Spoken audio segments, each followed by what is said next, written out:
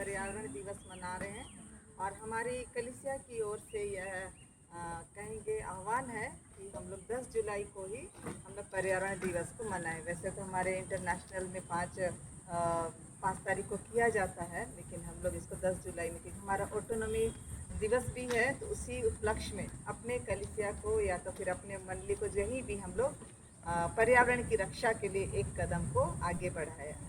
ये महिला समिति की बहुत अच्छी शुरुआत है और पिछले साल से शुरू हुआ है, तो इसीलिए हम लोग इस दिन को मना रहे हैं। और हमारी मंडली में भी हम लोग इसको बहुत सुंदर तरीके से पिछले साल भी मनाए थे, ये साल भी हम लोग मनाएंगे। और इसके लिए यहाँ पर आप लोग जो देख रहे हैं, हम लोग चीफ गेस्ट के रूप में हम लोग जो बुलाए हैं, तो मैं इनका परिचय के लिए मैंने इनके बारे में कुछ कहना चाहूँगी कि हमारे ये जो आप परिसर को देख रहे हैं, चर्च के परिसर को देख रहे हैं, ये शुरू में पूरा जंगल ही था, बहुत मैंने कुछ ऐसा सुंदर नहीं था, लेकिन इसकी सौंदर्य को बढ़ाने में इन लोगों का बहुत ही बड़ा हाथ है।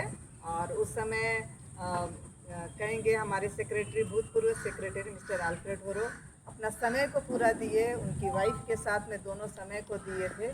और उसके बाद में फ्लोरा दीदी जो है, हम लोग तो देखते थे इतना, जितना साइड में जो फूल का सब देख रहे हैं, उसको सुमन दीदी और फ्लोरा दीदी ही दोनों लगाए हैं अपने घर से पौधा ला कर।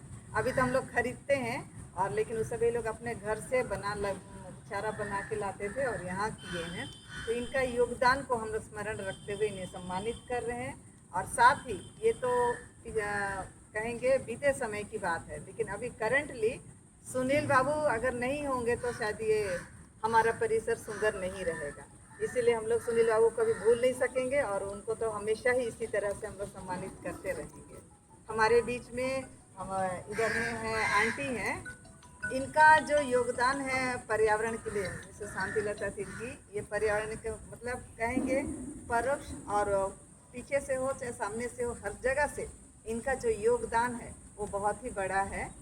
आम गांव में पेड़ लगाना और सब, ये पेड़ लगाना ही एक पर्यावरण का हिस्सा है कि हम किस तरह से हरा भरा बना रहे हैं।